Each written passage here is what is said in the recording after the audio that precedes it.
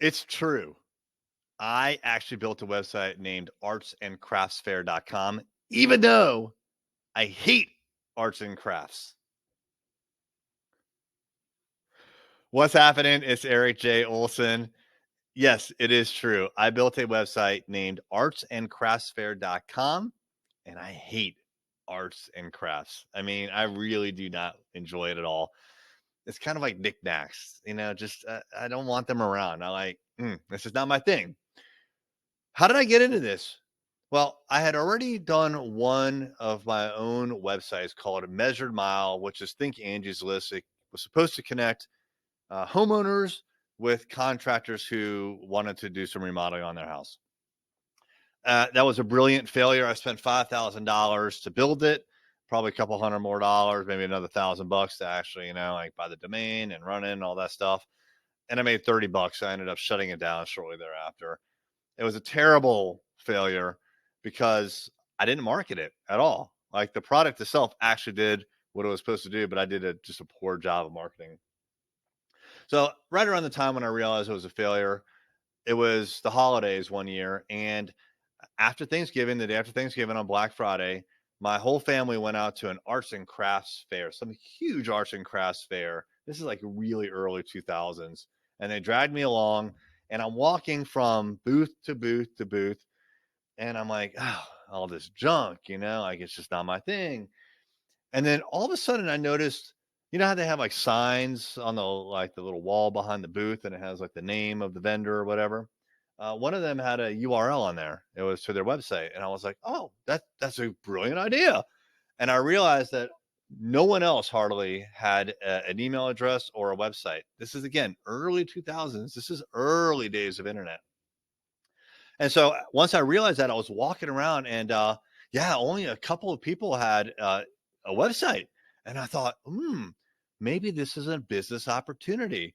We've got hundreds of vendors here, hundreds of customers in one arts and crafts fair. And there's probably thousands of them a day in the United States. And every one of those vendors has, I don't know, hundreds of products that they're selling, certainly dozens at a minimum. That's a lot of data that needs to be organized and potentially put online as some sort of a virtual arts and crafts fair.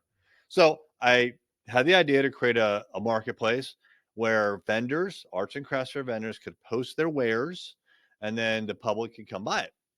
And so I built this thing out, and using all the lessons that I had learned from Measured Mile and the failure there, I built it out perfectly for my skill set at the time, and it worked.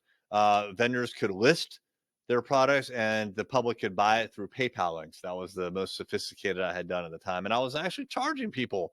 I was charging vendors like $12 a month for this. But once again, I didn't learn the lesson well enough about promoting my product and marketing it. I was running some Google ads at the time, and they were effective.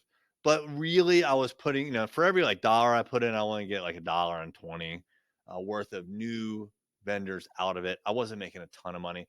I decided to cut back on that at some point, and then I just started to bill vendors, and that's basically all the work that I put into it. So first, I cut back on the marketing. Second, I cut back on the support. I really didn't do anything besides bill once a month, and I just let the system kind of like go on autopilot. I neglected it, and it ended up just decreasing. Fewer and fewer vendors joined over time, and more of them left until it just didn't make sense to even run anymore, and I shut it down. But that was the second time that I had built a product, a website, a web SaaS, really, and I made a massive mistake. In both times, I didn't promote it properly. I didn't have a marketing plan at all. I just winged it. And also, I just stopped supporting both of them eventually. I just kind of gave up because the business just wasn't there.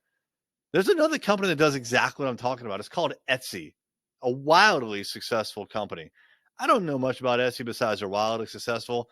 They probably have deep pockets. I don't know if they started like that, but they certainly did it the right way, and they market themselves very well. I did not do that. So, lesson learned from both of those failures: the first website, measuredmile.com, and the second one, artsandcraftsfair.com, which, by the way, quick side story.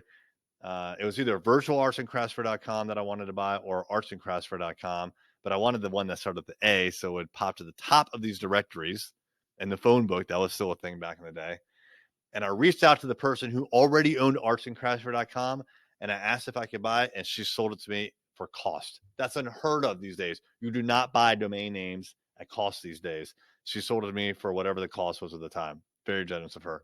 It was a different world back then in the early 2000s, the late 1990s.